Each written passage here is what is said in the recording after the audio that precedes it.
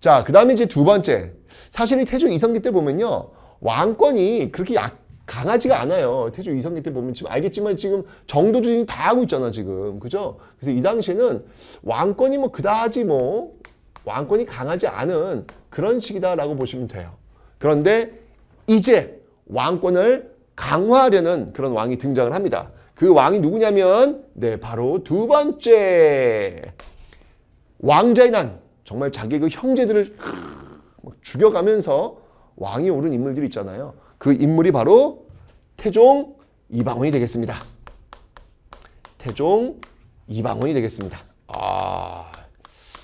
일단 이 태종 이방원이라는 인물은 정말 무서운 사람이죠. 일단 기본적으로 정몽주를 죽였습니다. 여러분들 이 정몽주를 죽였던 데에는 여러 가지 일화가 있어요. 사실 정몽주는요. 저 앞쪽으로 한번 가보면 이 정몽주 같은 경우에는 마찬가지로 정몽주도 신진 4대부예요. 신진 4대부인데 정몽주와 대다수의 이 성리학자들은 조선을 세우는데 반대했습니다. 왜냐하면 아니 신하가 어떻게 왕을 바꿀 수 있단 말이냐. 그건 유교의 원리상 맞지 않는다. 신하는 왕한테 충성을 해야 되는데 어떻게 그 신하가 왕을 갈아치우냐. 지금 자신들의 왕은 누구예요? 고려 왕씨잖아요. 왕씨. 그래서 이 정몽주를 중심으로 한 이 사대부들은 고려 왕실 내에서 개혁을 하자라고 주장을 했던 거죠. 그런데 정도전과 또 소수의 유학자들 그리고 이 신흥 무인 세력들은 싹 갈아치고 새로운 나라를 바꾸자라고 하는 거잖아요. 그러니까 이것 때문에 좀 대립이 되는데 정몽주가 너무 힘이 센 거야. 그래서 당시 그 이성계의 아들이었던 이방원, 그 이방원이 정몽주를 만나요. 만나가지고 그 유명한 단심가와 하여가가 여기서 나오는 거예요. 단심가와 하여가.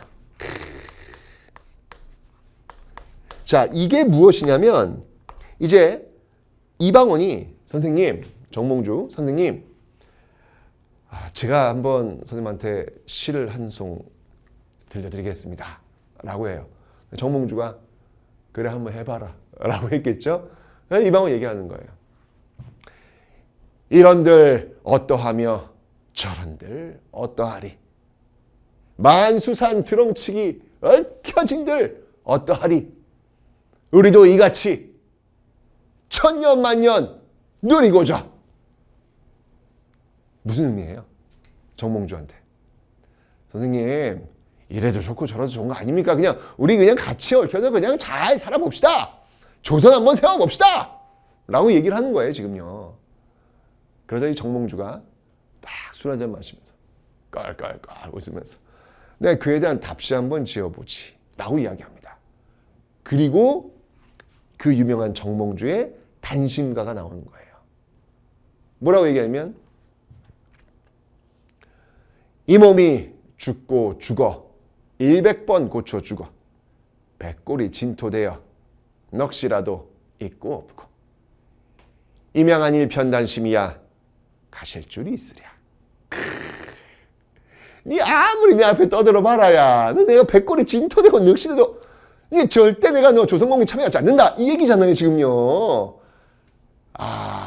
결국 이방원이 이 정몽주 선생은 마음이 변하지 않겠구나 라고 딱 판단하고 결국 정몽주가 돌아가는 그 길. 그 다리가 어떤 다리예요? 선주교. 그죠? 네. 선주교. 여기 어디예요 여러분들? 개성이잖아요. 지금의 개성이잖아요. 이 선주교에서 결국은 철퇴로 내리쳐서 결국 정몽주를 죽이게 되었다는 이야기가 전해지고 있습니다. 태종 이방원은 그런 인물입니다. 이렇게 자신의 어떤 그 목표를 달성하는 데 있어가지고 따라오지 않으면 죽이는 거죠. 정몽주뿐만 아닙니다. 당시 그 정몽주의 그 라이벌이었죠. 예, 이었던 정도전. 이 정도전도 죽여요. 네, 이 정도전도 죽입니다. 정도전 태조 이성계 예, 함께 같이 했던 그 인물이잖아요. 그런데 지금 이 이방원이 봤을 때는 지금 정도전이 하는 모습들이 마음에 안 드는 거예요. 뭐야? 여기는 지금 왕의 나라야.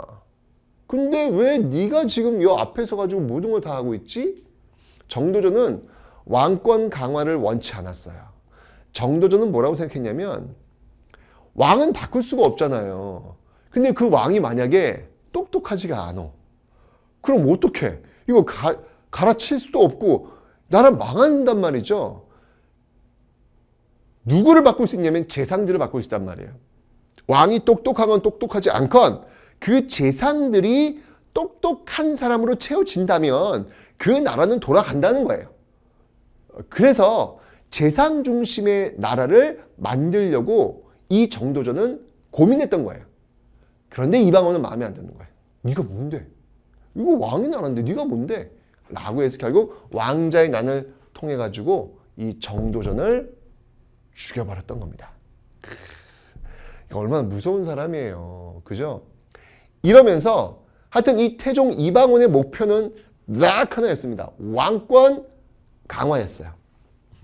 이 태종 이방원은 그래가지고 어떤 모습들을 보이게 되냐면 이 왕권을 강화하기 위해서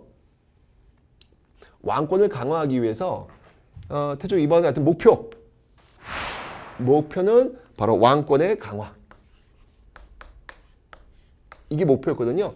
그래서 당시 어떤 그 신진 4대부들이 갖고 있었던 그 사병들 있잖아요. 그 사병들, 그러니까 자기가 개인적으로 소유하고 있는 군인들을 얘기하는 거야. 이 사병들을 다 혁파합니다. 너희들은 이제 가지고 있을 필요 없어. 이런 거 다 없애. 사병들을 혁파. 다 없앱니다. 없애는 거예요. 그리고 전국에 있는 어떤 그 남자들을 통제하기 위해서 바로 호패법을 시행합니다. 호패라고 하는 건 뭐냐면 이게 남자들이 여기 허리춤에 이렇게 차고 다니는 거예요. 예. 16살 이상이면 꼭 차고 다녀야 되거든요. 그러니까 일종의 지금으로 본다면 주민등록증과 같은 그런 기능이라고 할 수 있겠죠. 그래서 어디에 사는 누구인지 뭐 이런 것들을 정확하게 알 수 있도록 하는 것이죠. 그건 뭐냐면 중앙에서 그 지방에 있는 또는 사람들을 다 통제할 수 있는, 파악할 수 있는, 세금도 또 거둘 수 있고요. 파악할 수 있는 그런 근거가 되는 것이죠. 바로 이렇게 사병혁파, 호패법과 같은 것들을 이 태종 이방원이 시행하고 있더라. 그러니까 강력한 왕권을 만들기 위해서 정말 그리고 얼마나 많은 사람을 죽이는지 몰라요. 마음에 안 들면 다 죽이잖아요. 이렇게 지금 그죠? 이렇게 죽이는 어떤 그 과정을 거치고 나서 그 다음에 등장합니다. 사실 이 태종 이방원의 가장 큰 공로는 원래 태종 이방원의 첫째 아들 양령이 있었거든요. 그 양령이 왕이 되는 거였는데 태종 이방원이 양령 첫째를 보고 넌 감이 안 되겠다. 너 내려와라. 라고 해서 잘라요. 그 왕이 될 사람을 잘라요. 자르고 셋째 아들 충령을 왕위에 앉힙니다. 이게 어찌 본다면 태종 이방원이 우리 역사에서 가장 잘한 일 중에 하나가 아닐까라는 생각이 드는데 그게 누구예요? 그게 바로 충령 세종입니다. 세종이에요. 자, 이러면서 이제 우리가 기억해야 될 인물 세종이 짜잔 하고 등장을 하게 되는 것입니다. 자, 이 세종은요, 정말 뭐 한 일이 너무나도 많죠. 근데 아버지가 너무 많은 사람들을 죽였어. 그러니까 세종 때 인물이 없는 거예요. 하도 많이 죽여가지고. 그래서 다시 새롭게 현명한 사람들을 모아놓자라고 해서 만든 곳이 있죠. 거기 어디입니까? 거기가 바로 집현전이에요. 현자들을 모아놓은 곳. 네, 집현전을 그래서 만든 거예요. 이제 이 집현전 학자들과 함께 세종이 이후에 만들었던 정말 우리 시대의 역작 중에 역작이라고 할 수 있는 것이죠. 이 모든 것들, 지금 제가 쓰고 있는 이 모든 것들이 다 이 세종과 이 집현전 학자들에 의해서 나온 거잖아요. 그게 바로 훈민정음. 네, 훈민정음이 이렇게 나오게 되는 배경. 나오는 것이죠. 뿐만 아니라 여러분들 영토 확장도 해요. 지금 우리가 보이고 있는 이 한반도의 지도 있잖아요.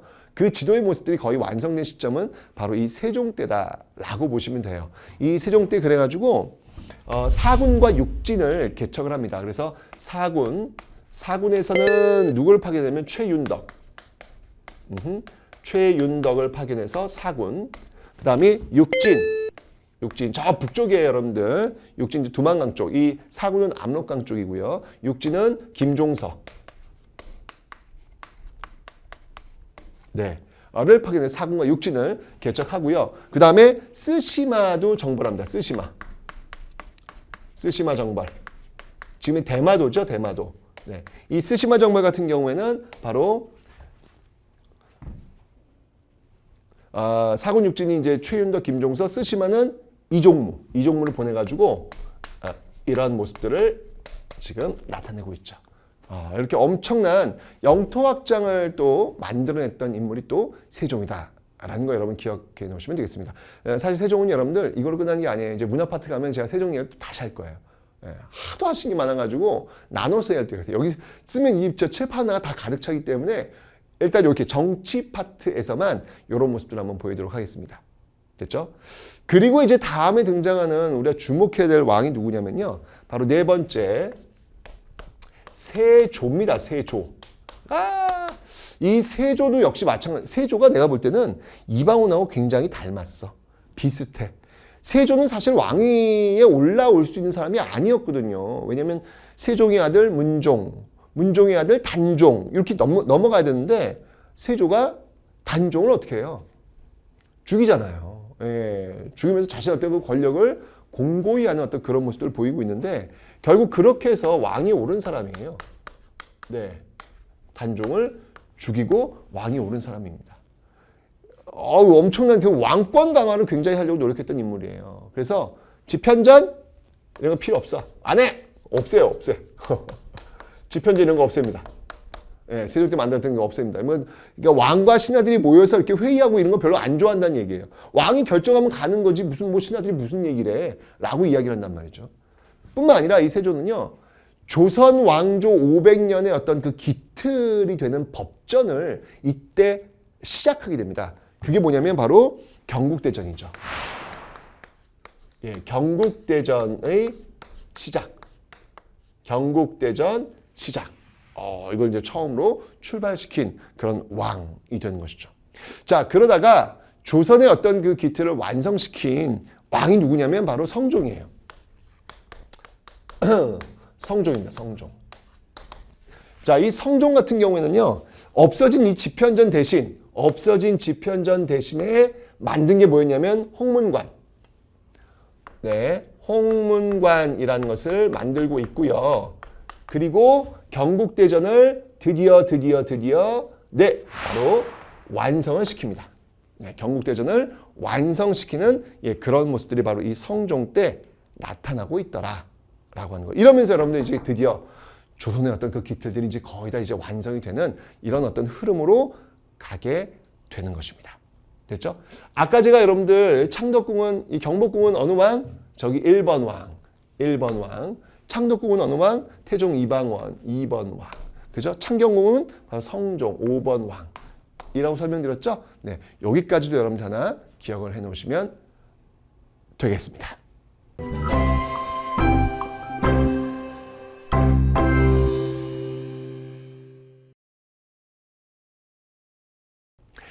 네, 이제 큰별쌤 생각으로 한번 마무리를 한번 지어볼까 합니다. 자, 여러분들 조선의 건국 과정을 한번 여러분들이 살펴보셨는데 어떻습니까? 특히 저는 정도전이라고 하는 인물이 좀 기억됩니다. 뭔가 새로운 세상을 바꾸어 보겠다라고 꿈꿨던 진짜 말 그대로 도전했던 그런 인물이 바로 정도전이거든요. 그래서 그가 만들었던 이 서울, 한양의 모습들의 흔적들이 아직까지 남아 있습니다. 왜 그 유명한 말 있잖아요. Boys be ambitious. 네. 소년이여 꿈을 가져라. 라는 말이 있는데 저는 정도전이야말로 그 말에 가장 부합한 인물이 아닐까라는 그런 생각이 듭니다.